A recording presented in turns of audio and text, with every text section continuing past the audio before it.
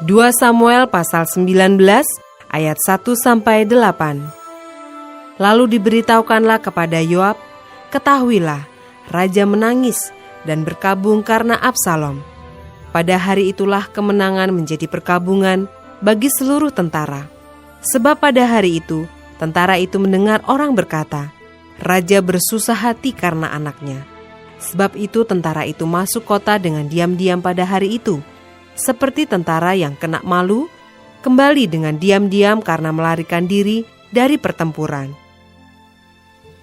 Raja menyelubungi mukanya, dan dengan suara nyaring merataplah raja, anakku Absalom, Absalom anakku, anakku. Lalu masuklah Yoab menghadap raja di kediamannya, serta berkata, pada hari ini engkau mempermalukan semua hambamu, yang telah menyelamatkan nyawamu pada hari ini, dan nyawa anak-anakmu laki-laki dan perempuan, dan nyawa istri-istrimu dan nyawa gundik-gundikmu, dengan mencintai orang-orang yang benci kepadamu, dan dengan membenci orang-orang yang cinta kepadamu. Karena pada hari ini engkau menunjukkan bahwa panglima-panglima dan anak buah tidak berarti apa-apa bagimu. Bahkan aku mengerti pada hari ini, bahwa seandainya Absalom masih hidup, dan kami semua mati pada hari ini, maka hal itu kau pandang baik. Oleh sebab itu bangunlah, pergilah keluar dan berbicaralah menenangkan hati orang-orangmu. Sebab aku bersumpah demi Tuhan, apabila engkau tidak keluar, maka seorang pun tidak akan ada yang tinggal bersama-sama dengan engkau pada malam ini. Dan hal ini berarti celaka bagimu, melebihi segala celaka yang telah kau alami sejak kecilmu sampai sekarang. Lalu bangunlah raja dan duduk di pintu gerbang. Maka diberitahukanlah kepada seluruh rakyat demikian. Ketahuilah, raja duduk di pintu gerbang. Kemudian datanglah seluruh rakyat itu menghadap raja. Adapun orang Israel sudah melarikan diri masing-masing ke kemahnya.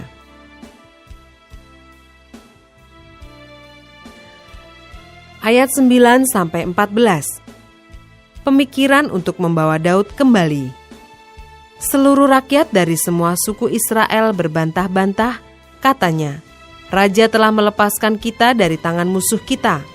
Dialah yang telah menyelamatkan kita dari tangan orang Filistin. Dan sekarang ia sudah melarikan diri dari dalam negeri karena Absalom. Tetapi Absalom yang telah kita urapi untuk memerintah kita sudah mati dalam pertempuran.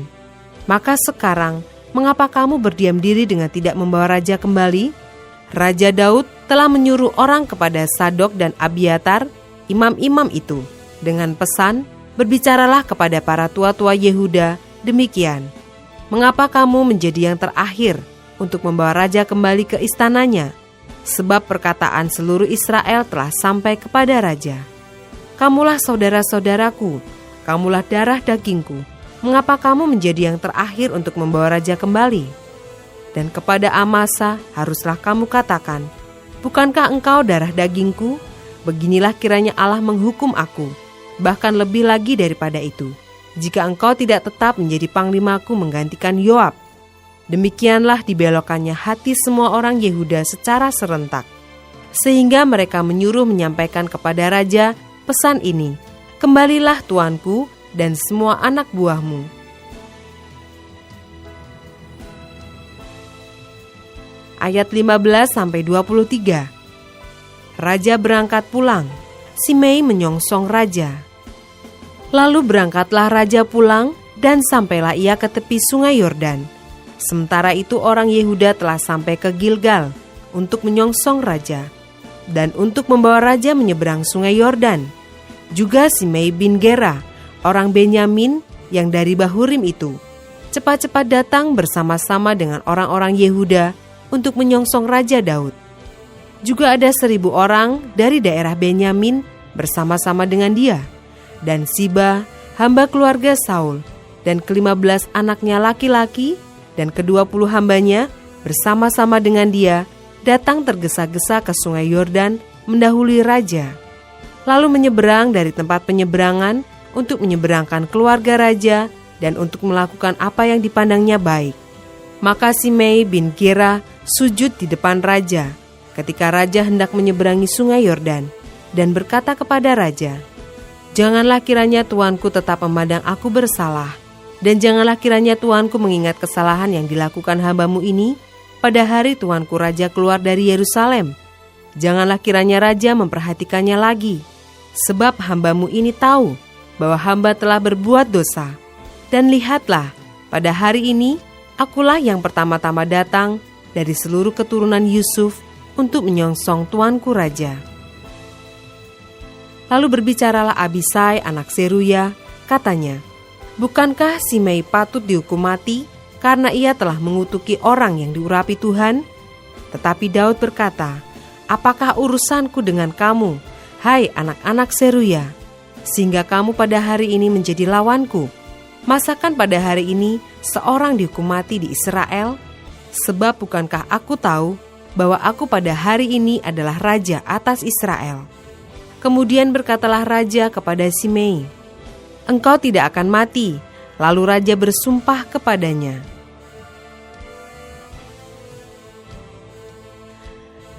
Ayat 24-30. Mefiboset menyongsong raja. Juga Mefiboset bin Saul menyongsong raja. Ia tidak membersihkan kakinya dan tidak memelihara janggutnya, dan pakaiannya tidak dicucinya sejak raja pergi sampai hari ia pulang dengan selamat. Ketika ia dari Yerusalem menyongsong raja, bertanyalah raja kepadanya, "Mengapa engkau tidak pergi bersama-sama dengan aku, Mefiboset?" Jawabnya, "Ya tuanku raja, aku ditipu hambaku.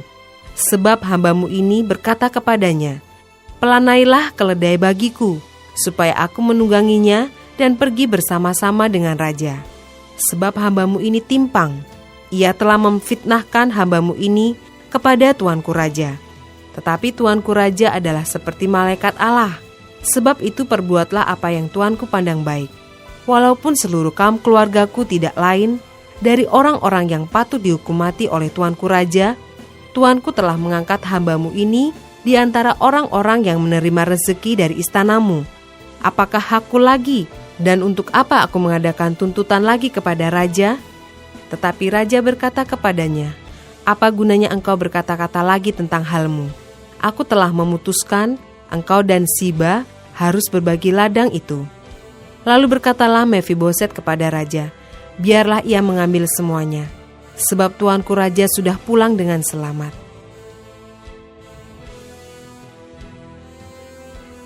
Ayat 31-39. Barsilai ikut mengantarkan raja. Juga Barsilai, orang Gilead itu, telah datang dari Ragelim dan ikut bersama-sama raja ke sungai Yordan untuk mengantarkannya sampai di sana.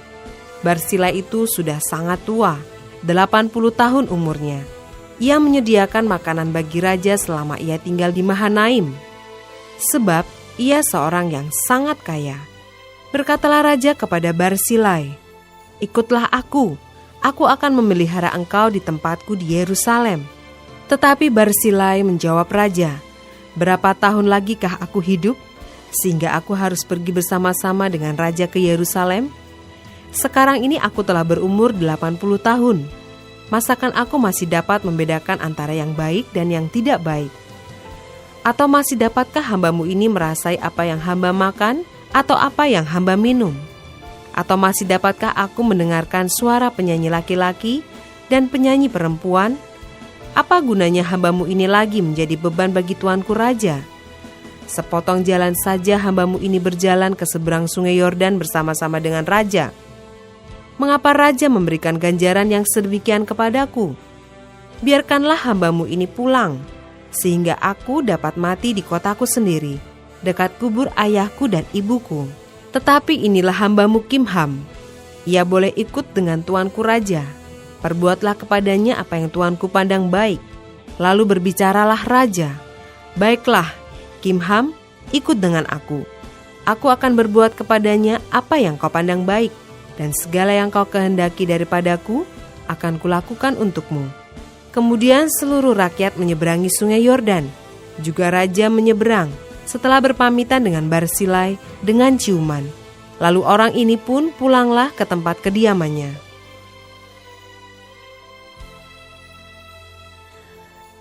Ayat 40-43.